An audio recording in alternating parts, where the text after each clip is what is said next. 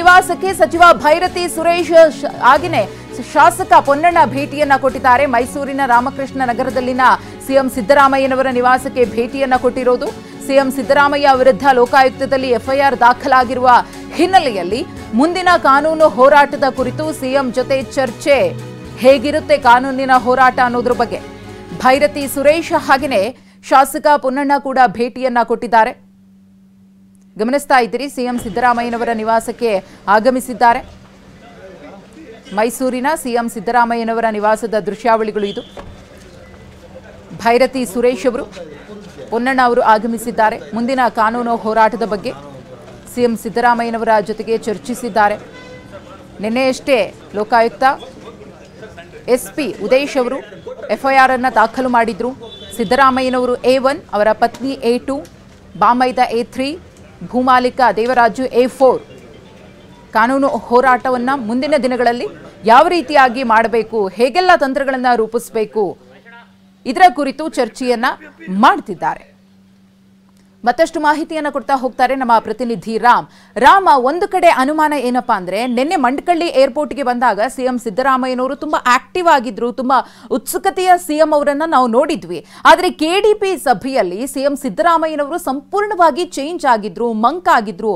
ತುಂಬಾ ಹೊತ್ತು ಯಾರ ಜೊತೆಗೂ ಮಾತನಾಡಲೇ ಇಲ್ಲ, ಪ್ರಶ್ನೆಗಳನ್ನ ಕೂಡ ಅಧಿಕಾರಿಗಳಿಗೆ ಸರಿಯಾಗಿ ಕೇಳಲಿಲ್ಲ ಅನ್ನೋ ಒಂದು ಅಭಿಪ್ರಾಯ ವ್ಯಕ್ತವಾಗಿದೆ. ಎಫ್ಐಆರ್ ನಿಂದಾಗಿ ಸಿಎಂ ಸಿದ್ದರಾಮಯ್ಯನವರು ಮಾನಸಿಕವಾಗಿ ಕುಗ್ಗಿದಂತೆ ಕಾಣಿಸ್ತಾ ಏನ್ ಸಿಗ್ತಾ ಇದೆ ಮಾಹಿತಿ ಅಂತ?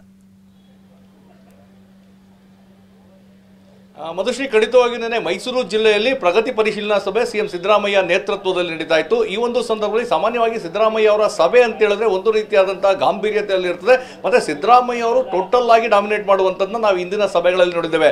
ಆದ್ರೆ ಎಲ್ಲೋ ಒಂದು ಕಡೆ ನಿನ್ನೆ ಏನು ಸಿಎಂ ಸಿದ್ದರಾಮಯ್ಯ ವಿರುದ್ಧ ಎಫ್ಐಆರ್ ದಾಖಲಾಯಿತು. ಎಫ್ಐಆರ್ ದಾಖಲಾಗುವವರೆಗೂ ಸಹ ಸಿದ್ದರಾಮಯ್ಯ ಅವರು ಸಾಕಷ್ಟು ಲವಲವಿಕೆಯಿಂದ ಇದ್ರು. ವಿಮಾನ ನಿಲ್ದಾಣದಲ್ಲೂ ಸಹ ಸಾಕಷ್ಟು ಅಲ್ಲಿ ಬಂದಂತ ಎಲ್ಲರನ್ನೂ ಸಹ ಸ್ವಾಗತಿಸುವಂತ, ಎಲ್ಲರ ಜೊತೆಗೆ ಐಬಿಸಿ ಹೋಗುವಂತ ಕೆಲಸ ಆಗಿತ್ತು. ಆದ್ರೆ ಎಫ್ಐಆರ್ ದಾಖಲಾದ ವಿಷಯ ತಿಳಿದ ಕೆಲ ಹೊತ್ತಿನ ತನಕ ಸಿದ್ದರಾಮಯ್ಯನವರು ಮೌನಕ್ಕೆ ಜಾರಿದ್ರು ಅನ್ನೋದು ಮಾಹಿತಿ ಲಭ್ಯವಾಗಿದೆ. ಆ ದೃಶ್ಯಗಳನ್ನು ಸಹ ತಾವು ನೋಡಬಹುದು. ಯಾಕಂದ್ರೆ ನನಗೆ ಮೈಸೂರು ಜಿಲ್ಲಾ ಪಂಚಾಯಿತಿಯಲ್ಲಿ ನಡೆದಂತಹ ಆ ಸಭೆಗೆ ಮಾಧ್ಯಮದವರನ್ನ ಹೊರಗೆ ಇಡಲಾಗಿತ್ತು.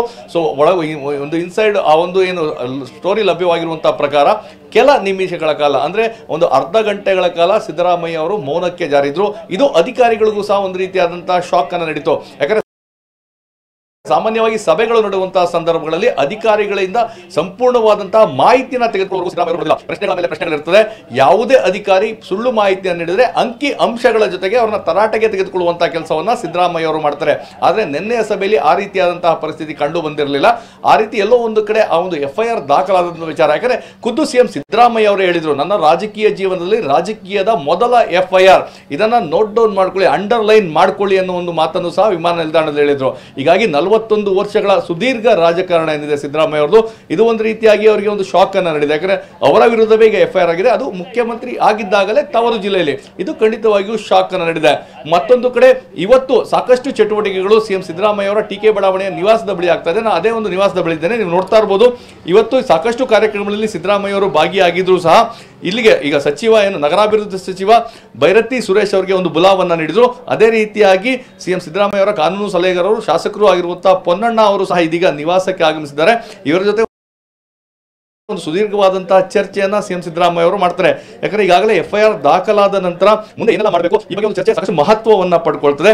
ಒಂದು ಕಡೆ ಕಾರ್ಯಕ್ರಮಗಳಲ್ಲಿ ಭಾಗಿಯಾಗುವಂಥದ್ದು, ಮತ್ತೊಂದು ಕಡೆ ಮುಂದೆ ಈ ಒಂದು ಯಾವುದು ಕಾನೂನು ಹೋರಾಟವನ್ನು ಮಾಡಬೇಕು, ಇವೆಲ್ಲದರ ಬಗ್ಗೆ ಸಿದ್ದರಾಮಯ್ಯ ಅವರು ಅವ್ರ ಜೊತೆ ಚರ್ಚೆಯನ್ನ ಮಾಡ್ತಾರೆ. ಅದರಲ್ಲೂ ಏನು ಸಚಿವ ಭೈರತಿ ಸುರೇಶ್ ಅವ್ರನ್ನ ಕರ್ಸ್ಕೊಂಡಿರೋದು ಸಾಕಷ್ಟು ಮಹತ್ವವನ್ನ ಪಡ್ಕೊಂಡಿದೆ. ಯಾಕಂದ್ರೆ ಈ ಒಂದು ಸಂದರ್ಭದಲ್ಲಿ ಭೈರತಿ ಸುರೇಶ್ ಅವರ ಮೇಲೂ ಸಹ ಒಂದು ಆರೋಪವನ್ನು ಕೇಳಿಬಂದಿದೆ. ಯಾಕಂದ್ರೆ ಈ ಪ್ರಕರಣ ಬಂದ ಸಂದರ್ಭದಲ್ಲಿ ಅವರು ಮೈಸೂರಿಗೆ ದಿಢೀರಂತ ಆಗಮಿಸಿದ್ರು, ತದನಂತರ ಹೋಗಿದ್ರು ಅಂತೇಳಿ. ಹೀಗಾಗಿ ಆ ನಗರಾಭಿವೃದ್ಧಿ ಇಲಾಖೆಗೆ ಸಂಬಂಧಪಟ್ಟಂತಹ ಮಹತ್ವದ ಮಾಹಿತಿಗಳ ಜೊತೆ ಚರ್ಚೆ ಆಗ್ತಾ ಇರುವಂಥದ್ದು.